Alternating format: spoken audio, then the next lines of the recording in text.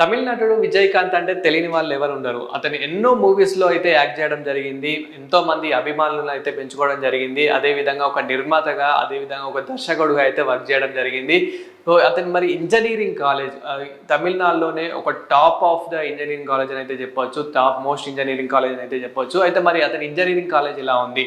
అతని engineering college name వచ్చేసి అయితే ఆండల్ అళగర్ ఇంజినీరింగ్ కాలేజ్. మరి ఇంజినీరింగ్ కాలేజ్ ఇప్పుడు ఎవరు తీసుకుంటున్నారు, ఎంతకు తీసుకుంటున్నారు అనేది మాట్లాడుకుంటే కనుక అంటే అతను చనిపోయాక మరి ఇంజినీరింగ్ కాలేజ్ అదేవిధంగా స్టూడెంట్స్ పరిస్థితి కానివ్వండి, సో అక్కడ ఆ స్టాఫ్ పరిస్థితి, అతని ఫ్యామిలీ పరిస్థితి ఎలా ఉంది అని మాట్లాడుకుంటే మాత్రం ఫస్ట్ ఆఫ్ ఆల్ అతని ఇంజినీరింగ్ కాలేజ్ వచ్చేసి ధనలక్ష్మి శ్రీనివాస్ గ్రూప్ ఇప్పుడైతే తీసుకోవడం జరుగుతుంది. అది కూడా 150 కోట్లు, సుమారు 150 కోట్లకైతే ది ఇంజనీరింగ్ కాలేజ్ని అయితే తీసుకోవడం జరుగుతుంది. అతనికి ఎన్నో ఇంజనీరింగ్ కాలేజెస్ అయితే ఉన్నాయి. అంటే మనకి ఎలక్ట్రికల్ ఇంజనీరింగ్ కాలేజెస్ కానివ్వండి, ఇలా చాలా ఇంజనీరింగ్ కాలేజెస్ అయితే ఉన్నాయి.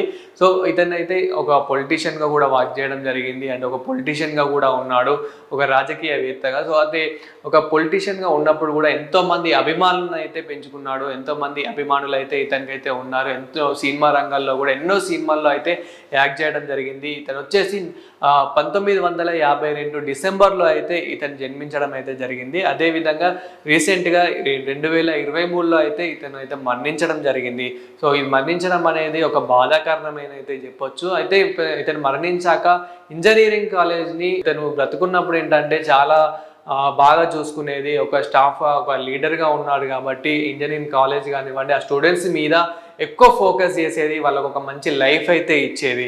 సో అలాంటిది ఇప్పుడు ఇతను చనిపోయాక అది దాన్ని సరిగా పట్టించుకోకపోవడం కానివ్వండి, అంటే స్టాఫ్ అనేది ఒక లీడర్ లేకపోతే దాన్ని సరిగా ఉండదు కాబట్టి ఆయన ఇప్పుడు ప్రస్తుతం దాన్ని అయితే ధనలక్ష్మి శ్రీనివాస్ గ్రూప్ వాళ్ళు అయితే దీన్ని అయితే తీసుకోవడం అయితే జరిగింది. ఇది కూడా ఒక మంచి ఎడ్యుకేషన్, అంటే మంచి తమిళనాడులోనే ఒక టాప్ మోస్ట్ కాలేజ్ అని కూడా మనందరికీ తెలిసిందే. అయితే తమిళనాడులో చాలా కొన్ని లక్షల మంది ఇయర్లీ కొన్ని లక్షల మంది అయితే చదువుతూ ఉంటారు. మనం ఒక్కసారి మ్యాటర్ కూడా చూసుకున్నట్లయితే కనుక, సో ఒక్కసారి ఆ కాలేజ్ కూడా మనం చూసుకున్నట్లయితే కనుక కాలేజ్ కూడా 450 ఎకర్లో ఈ కాలేజ్ అయితే ఉండడం జరిగింది. అంటే దీనికి సంబంధించిన ఏవైతే గ్రూప్స్ ఉంటాయో, అదేవిధంగా ఏవైతే ఇన్స్టిట్యూట్స్ ఉంటాయో, హోటల్స్, అదేవిధంగా దీని హాస్టల్స్ ఇవన్నీ ఏవైతే ఉంటాయో, సో ప్రతి ఒక్కటి ఇందులో వచ్చేసి అయితే 450 ఎకరాల్లో అయితే ఈ తమిళనాడులో అయితే ఉండడం అయితే జరిగింది. సో విజయకాంత్ చనిపోయాక ఇది కొన్ని రోజుల వరకు అయితే వాళ్ళ స్టాఫ్ ఎవరైతే ఉంటారో, వీళ్ళ ఫ్యామిలీ మెంబర్స్ ఎవరైతే ఉంటారో వాళ్ళైతే దీన్ని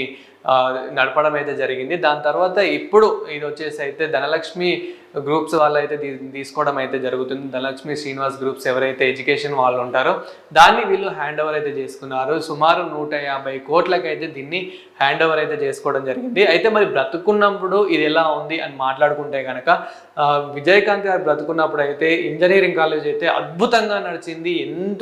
ఎన్నో వేల మంది, ఎన్నో లక్షల మంది ఇందులో చదువుకున్నారనే చెప్పొచ్చు. ఎంతో పెద్ద పెద్ద గొప్ప గొప్ప ఇంజనీర్లు కూడా అయ్యారు. ఎన్నో సీట్లు కూడా మంచి సీట్లు కూడా సాధించారనేది అయితే చెప్పవచ్చు. ఇది కూడా ఒక అంటే టాప్ మోస్ట్ కాలేజ్ తమిళనాడులో అనేది అయితే ప్రతి ఒక్కరికి అయితే తెలిసిందే. ఇందులో ఈ కాలేజ్లో కూడా ఎంతో మంది అయితే స్టూడెంట్స్ అంటే ట్రై చేస్తూ ఉంటారు సీట్స్ కోసం అయితే. సో ఇందులో చదువుకున్న వాళ్ళు కూడా చాలా మంది గొప్ప గొప్ప వాళ్ళు అయినట్లు కూడా మనకైతే తెలిసింది. అప్పుడప్పుడు కూడా మనకి అంటే విజయకాంత్ గారు కూడా ప్రెస్ మీట్లలో చెప్తూ ఉంటారు ఈ కాలేజ్ గురించి కానివ్వండి, ఆ స్టూడెంట్స్ గురించి కానివ్వండి.